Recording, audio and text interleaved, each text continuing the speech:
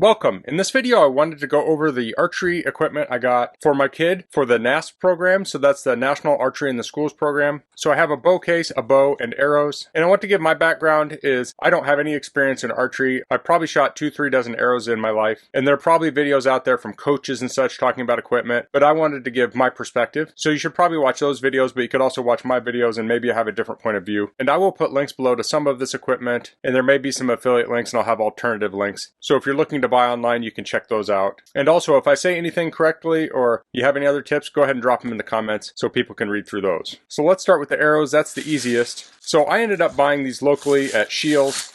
And the arrows the NASP program uses are the Easton 1820 arrows, and Shields had the best price for these. Now I'm not going to discuss prices in this video because prices are subject to change, but you can shop around for the best prices. Now one thing about buying these locally is they put these on a spinner and they were able to spin them. And actually when they were spinning them, one of them was a little wobbly at the tip, so we swapped that out for a straighter one.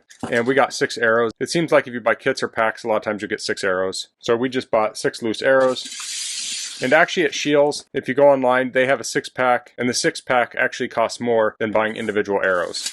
So pay attention to that. So for the bow, we got a Genesis bow. That's a standard bow for NASP. We got a custom design. It costs a little bit more money, but I'm thinking my kid's probably going to be in archery for maybe 6 years. So when you think about the extra cost over that amount of time, it really isn't that much, and it will make it easily identifiable. So this was probably the most expensive option, I guess. If you're looking for the cheapest option, a used bow is probably the way to go. Aside from that, you can get a solid color bow, and there are a number of different places to buy those. You can get them directly from Genesis. Another place you can get it would be from Shipley's, and that takes me to the case. The case I got was a gold ring case. So this came directly from Genesis. This came from Shipley's. And I'll talk about why I chose this case in a few minutes. Let's take a look at the bow first. So it says, do not open with sharp instrument, but I am going to cut the end open very carefully. So I'm just going to score this tape.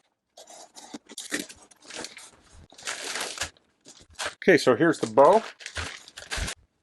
So this is a left-handed bow. The handedness is the first thing you choose when you customize these. And then you do the upper riser, the lower riser, all the different parts. So we went with a red, white, and blue. So here we have red, white, blue. We have black for these. These could be black and white. And I'm saying this from memory. Hopefully I don't mess this up. And I think this could be black or white. This could be silver or black. And then the cam and pulleys can be black. We went with chrome.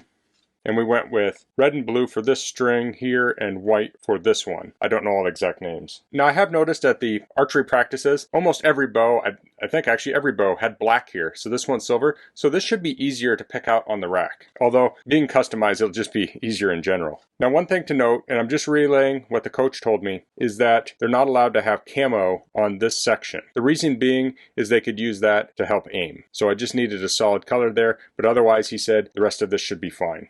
Let's pull this tag off here. I guess I just need to rip it off, maybe. Now there is a serial number here. You'll want to log that. I think you can even register it with Genesis. So that identifies this bow as yours. And you'll also probably want to put your name on it. Let's see what we have here. So this looks like it just talks about the features of it. This bag has owner's manual. Looks like a sticker and a hex key. So the hex key is for adjusting it here. Now our coach said they'll do that for us, so I'll let them do it. And this looks like standard things you'd see in a manual. Has some specs here. Talks about adjusting the draw weight. I guess I will bring this up a little closer if you want to pause and read through this stuff, because some people might be buying a secondhand bow and they don't have the manual. So here you can see how to set the draw weight and such. And here's this part. So it looks like there's lots of warnings in here. And here's some archery tips on the backside. So that's the bow itself. Again, customized version. If you want to get a solid version, there are many options for that. If you want customized, you have to go through Genesis. So let's take a look at the case. Okay, so I did unbox this off camera. There's not much to see. It was in a plastic bag. But this is the case I chose. It's the gold ring case. So we initially bought a Plano case for it, and that case was huge. So I'm going to put a graphic up on the screen and show the differences between 3 cases I looked at. We have the Flambeau, the Plano, and the gold ring. And the gold ring was the most compact. And I said I wasn't going to discuss price, but I'm going to talk relatively speaking. This cost twice as much as the Plano. The Flambeau is in the middle. I went with this case because if my kid is going to do this for a number of years, I think it'll be nicer having the smaller case. This is quite a bit shorter and narrower. It'll be easier to store in the house and carry. But if you're on a budget, there are certainly cheaper options. And then this came from Shipley's. You can find local distributors that would have this potentially. The closest one to me is hours away, so I ordered it. And there are some online sources also. But probably the best option if you like this case and you don't need a customized bow is to buy buy the kit from Shipley's, they have this case with, I think, 6 arrows and a bow under one price. So that's probably a very good option. But it has a clip here. This pulls up.